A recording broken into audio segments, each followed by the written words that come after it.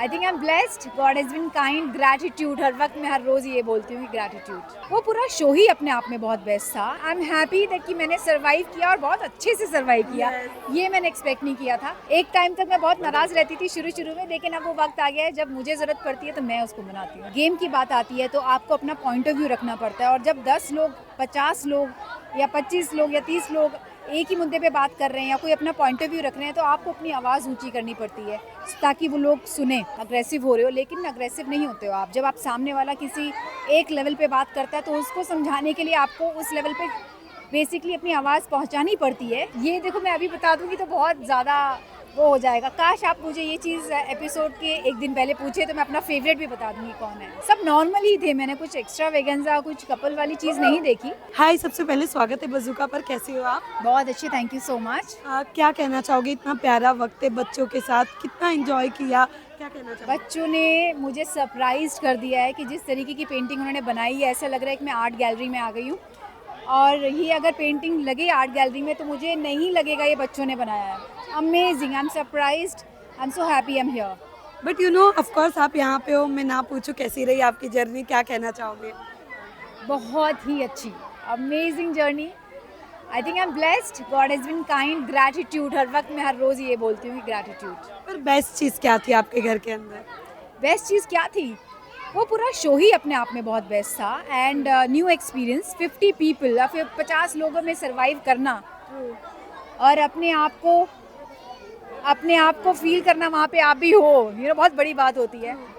So I am happy that कि मैंने survive किया और बहुत अच्छे से सरवाइव किया। ये मैंने एक्सपेक्ट नहीं किया था, but amazing feel. I am so thankful कि मैं उस two people who thought of me कि मुझे उस शो में होना चाहिए। It's a good show. वाह! बट हमने प्रिंस की एक बात सुनी थी कि उन्होंने कहा था कि आपको मनाने के लिए काफ़ी उनको मुशक्कत करना पड़ता है। सच बताओ कि क्या एग्जैक्ट क्या है, कौन सबसे ज़्यादा किसको मनाता है? नहीं, हम दोनों एक्चुअली बैलेंस करते हैं। जब ज़रूरत होती है तो प्रिंस मुझे मनाता है। एक टाइम तक मैं बहुत नाराज़ रहती थी शुरू में, लेकिन अब वो वक्त आ गया है जब मुझे ज़रूरत पड़ती है तो मैं उसको मनाती हूँ। So we balance each other. But Prince के अंदर थोड़ी बहुत लड़ाइयाँ भी हमने देखी, जहाँ पर बाहर आने के बाद काफ़ी लोगों ने उनके बारे में गलत भी बोला है। आप क्या कहना चाहोगे? हर वक्त पे अभी जो हमने इंटरव्यूज़ किया उसमें भी प्रिंस को ही गलत बताया जा रहा है। आपका क्या पॉइंट ऑफ व्यू, क्योंकि आप भी उसी घर में रह के आए हो, क्या कहना चाहोगे? आई थिंक शो ख़त्म हो चुका है, get over and that work is done.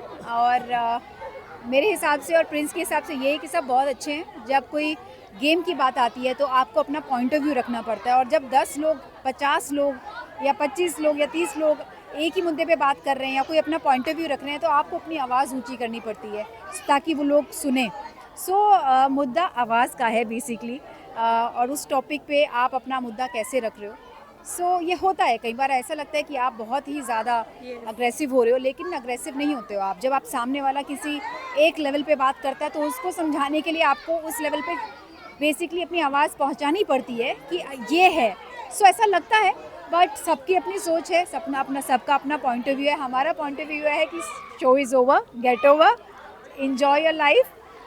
आप घर वापस आ चुके हो, and get back to new work, get back to your family. That's what we are doing, and God bless everyone. Winner कौन है?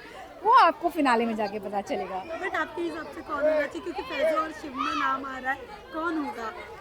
ये देखो, मैं अभी बता दूंगी तो बहुत ज़्यादा वो हो जाएगा। काश आप मुझे ये चीज़ एपिसोड के एक दिन पहले पूछे तो मैं अपना फेवरेट भी बता दूंगी कौन है। Oh wow! Well, it's too early to tell you guys, वो चार्म खत्म हो जाता है शो के लिए। वेल, लास्टली एक चीज़, जहाँ पर चाहत ने किस स्टेटमेंट दे दिया घर के अंदर, तो सब भैया भाभी कह रहे थे चाहत और रजत को, बट चाहत ने कहा कि वो उनका भाई है। अब इंटरनली तो आप लोग थे, तो वो रिश्ते को आप लोग क्या कैसे देखते हो?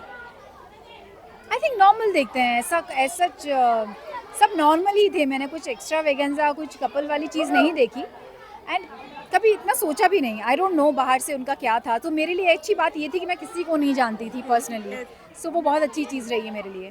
बट भाई भी कब बोला ये भी मुझे नहीं पता है। अभी उन्होंने इंटरव्यू में क्लियर कट बोला कि Okay. रजत मेरे भाई सो है। If she is saying that then of course भाई होंगे ना। ओके, सो लास्ट में अपने फ्रेंड्स के लिए क्या मैसेज देना आई चाहोगे? Love you all, thank you so much हम दोनों को इतना प्यार देने के लिए।